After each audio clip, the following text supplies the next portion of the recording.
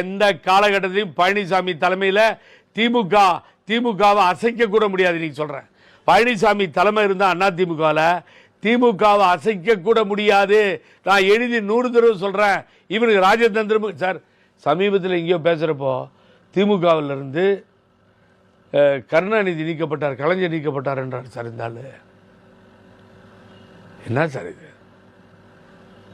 தலைவர் 77 ஆட்சிக்கு வந்தார், 72 கட்சி ஆரம்பித்தார், 73 திண்டுக்கல் தேர்தல் வந்தது. இந்த வரலாறு தெரியாமல் உட்காந்துருக்கவங்ககிட்ட போய் என்ன சார் பண்ணுவீங்க நீங்கள்? வாய் தவறி எதை சொல்கிறது நீ? ரைட் சார், என் டெல்லியிலேருந்து வந்த பின்னாடி 6 மாதம் கழிச்சு பேசுகிறேன். நீ ஏன் சொன்ன? டெல்லிக்கு போகும்போது அமித்ஷாவை பார்க்க போகிறேன்னு ஏன் தைரியமாக சொல்லலை நீ? என்ன சார் பிளே பண்ணுறாங்க? அமித்ஷா ஷ்ரூட் எப்படின்னு கேட்டிங்கன்னா, நான் சொன்னேன், மீண்டும் மீண்டும் சொல்கிறேன், இன்னைக்கு அரசியல் வானில் மத்தியிலேயே தோற்கப்பட வேண்டிய பிஜேபி ஆட்சியிலே இருக்கிறது என்று சொன்னால் அதற்கு அமித்ஷா ஒரு பெரிய காரணம். அது தலை எப்படி யூஸ் பண்ணுறாருன்னு வேற விஷயம். அந்த அமித்ஷா ஏன் இங்கே வந்து இறங்குறார், ஏன் பழனிசாமி வான்னு கூப்பிடுறார், குருமூர்த்தி வீட்டுக்கு ஏன் போகிறார், ஏன் தெரியுதா? நாளைக்கு இவன் மாறுவான். கஷ்டப்பட்டு கூட்டு போய் பிரதம மந்திரியில் உட்கார வச்சேன். பச்சை துரோகி சார், பச்சை துரோகி சார்னு சொன்னார்ல, இந்த பச்சை துரோகி இவர் முதுகுலையும் குத்துவான் அப்படிங்கிறது தெரியும் சார்.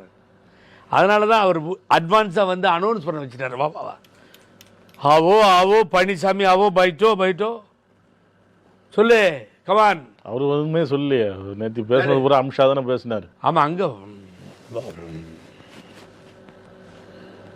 செங்கோட்டையனா யோ அங்கே போய் கேளுங்கயா, அந்த ஆளுக்கு எனக்கு என்ன சம்பந்தம்? புகழேந்தியா தெருவில் போகிறவையா புகழேந்தி ஜெயிச்சிட்டு பிரபாரலாம், எங்களுக்கு என்ன சம்பந்தம்? இப்போ ஓபிஎஸ்ஸா பேசாத, அந்த ஆளை சேர்க்க முடியாது. சரி, இப்போ ஓபிஎஸ் அந்த ஆளை சேர்க்க முடியாது, சசிகலாவை சேர்க்க முடியாது. நேற்று ஏன் ஊமை மாதிரி உட்காந்துருக்கா? ஊமை மாதிரி ஏன் உட்காந்துருக்கா?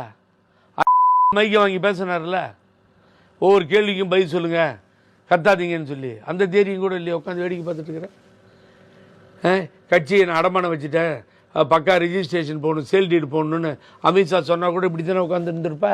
உட்கார், இப்படி உட்கார், உட்காந்து முடிச்சுட்டேன், எல்லாம் முடிஞ்சிடுச்சு அப்படின்னு. என்ன சார் மக்கள் ஓட்டு போட போகிறானா? மக்கள் ஓட்டு போடுறாங்களா? நான் கேட்குறேன்.